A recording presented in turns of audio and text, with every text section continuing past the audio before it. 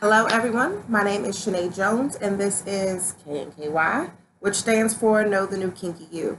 And I am a certified sex coach, which means that I have gone through extensive training to be able to help address questions, concerns, or help achieve goals that are related to your sexual health and sexual relationships. And although the primary topic of conversation that we discuss is sex, there are a lot of components that are non sexual that impact your sex life. And so tonight we're talking about emotional intelligence. And what that means is that, first of all, if it's a concept you've heard of, it's probably something you've heard of at work, and not necessarily related to sex. But it is a concept that if you have a good understanding of it, you will be able to have much better relationships at work and in your personal life. So we're going to do a 4-part series, and this is the first part talking about one, emotional intelligence, otherwise called EQ in general, and we're going to break down the 4-part series in its 4 component parts. So what is emotional intelligence, or EQ? It is your ability to recognize and understand emotions in yourself and in others, and your ability to use that awareness to manage your behaviors and your relationships.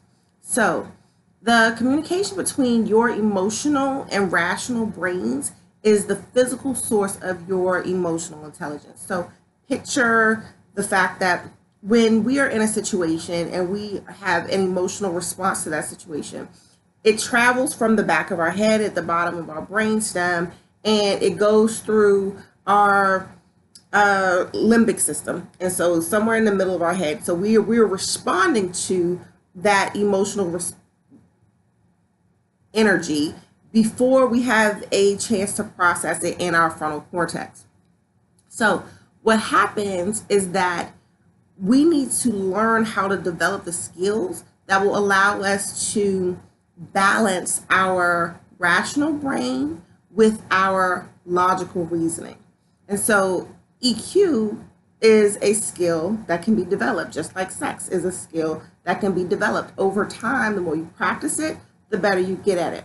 So how does EQ fit into our relationships? Well, whether or not you are talking about a personal relationship, which is what I'm talking about, or a relationship at work, you have to understand that successful relationships are built on how it is that we interact with each other. So when we are sharing an emotional connection, things go better when people feel heard and feel valued.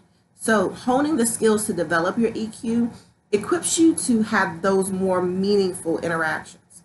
So being in tune with your partner's emotions, your emotions first, and your partner's emotions will help increase intimacy and help improve your sexual experiences because you'll have that better connection. So just remember, though, that if you watch previous videos, that sex and intimacy are 2 separate things, and I have a upcoming series on that, so stay tuned. All right, so what makes up EQ? EQ has 2 competencies. There are 2 groups, but 4 competencies. 2 personal competencies, which personal competencies are your ability to stay aware of your emotions and to manage your behaviors and tendencies. The first is self-awareness, and the second is self-management. The second group are 2 social competencies, where the social competencies are your ability to understand other people's moods, behaviors, and motives in order to try to improve the quality of your relationship with them. So social awareness and relationship management. So this conversation is about self-awareness. So self-awareness is really, again, your ability to accurately perceive your own emotions in the moment and understand your tendencies across situations, how it is that you tend to respond to a specific trigger. Although it's important, very important, to understand how it is that you respond across all emotional planes, the ones that we really need to work on and focus on are anger, sadness, fear, and shame.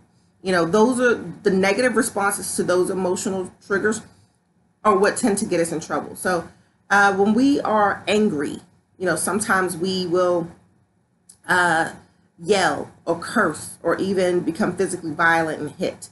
If we're sad, a negative response could be crying or isolating ourselves or falling into a state of depression. When we are fearful, negative responses are, a failure to remove ourselves from a dangerous situation or even physically lashing out and becoming violent out of fear. Shame, the negative responses are to, again, become depressed, isolate ourselves, or to even deny our feelings. Having feelings is not the problem. It's the negative response to the feelings that we are having that become the problem. So when we're talking about self-awareness, it means staying on top of our physical reactions to a specific event and challenging those people and situations that kind of foster those emotions. So when we have poor management of our feelings, it can create stress. And stress is a key factor to negative impacts on our mental as well as our physical health. So we have to manage stress. It's a big deal, and I'm sure if you've experienced stress in your life, you know how it can impact you. So it's important to understand why things make us respond the way that they do. And it's about developing a straightforward and honest understanding of what makes us tick. So I know that when this particular thing happens, I'm going to respond in this way. So for example, when someone you don't particularly care for comes into the room, you can have a physical response. Your mood changes, your body can become physically tense, or you can even change your facial expressions, which lets everybody in the room know that you don't like this person. You also can, when your partner makes you mad or you want to fight, you kind of, withdraw and disconnect from them. And that doesn't really address the issue that made you mad in the first place. But what it does is just let you fester, in a moment where you're having these negative feelings. And then if somebody hurts your feelings, you may either blow up at them, or most of us kind of tend to bottle in our feelings and keep them inside until we get to a point where we are blowing up. So what we want to do to foster self-awareness is to first acknowledge our feelings, that our feelings are valid. The way we feel is how we feel, but understand why it is that we feel this way. What happens to trigger that specific reaction and that specific emotion? And we have to ask ourselves, are the feelings that I have typical? Do I usually respond in this way when this thing happens? And then if somebody hurts our feelings, making sure that we are assessing our response. We need to figure out where it is that along the line these things are happening. So I'm responding this way and why. It's really about connecting the dots and creating a link between your feelings and your response. So when you first get into a moment, you have to